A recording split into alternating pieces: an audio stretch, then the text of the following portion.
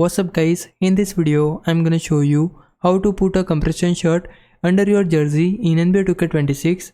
First, head over to the swag shop. So to get there, firstly open your map and we need to go to this point of the map and you'll find it right in the city.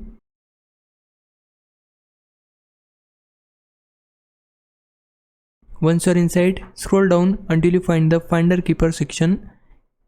Here you'll see the black compression shirt for 3000 VC and the white compression shirt as well.